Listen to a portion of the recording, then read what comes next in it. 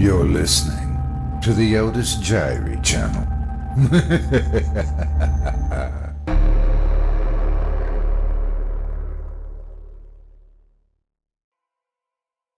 My Grandmother Never Baked Me Cookies by Lauren Munera, narrated by Otis Jiry. My grandmother was a tough woman. She was a rancher her whole life, taking care of the family farm alongside her husband. She woke up before the sun and broke her back until it went down. She was resourceful, sarcastic, and sharp as a whip. Motherhood gave her a touch of calm, and as a grandmother, she was as kind as she was strong, still throwing bales of hay at 65. Given her upbringing and general no-nonsense nature, I was never surprised that she didn't do the typical grandmotherly antics, like baking cookies. She considered it a frivolous waste of time, something homemakers indulged in. She and her husband were too busy working the land to work an oven.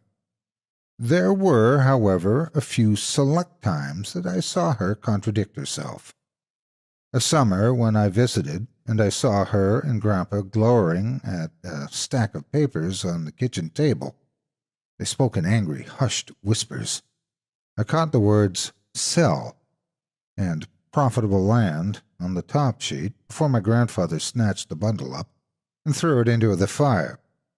That night, my grandmother made cookie dough. The next morning, a man in a suit came, toting a briefcase and a stern mouth. My grandfather shooed him away as my grandmother set down a plate of cookies. I didn't see the man in the suit leave, but I did see my grandfather return covered in dirt. I would later discover that my grandparents had been turning down land buyers for the last 20 years. Something about large deposits of valuable metals deep beneath the ground. The buyers weren't always legal in their methods of coercion. Several had been jailed for assault, and while my grandfather would have black eyes and stitches, the other guys definitely looked worse. My grandparents might have been past their youth, but they still had pride. They had cultivated the farm all their lives. They weren't about to let it be bulldozed. It would stay in the family. And so it did, up until Grandma's dying day. I was at her bedside for the last few minutes. Grandpa had died a mere 10 days earlier. My mother lived across the country, and though she was rushing, the turnaround was too sudden. She wouldn't make it in time.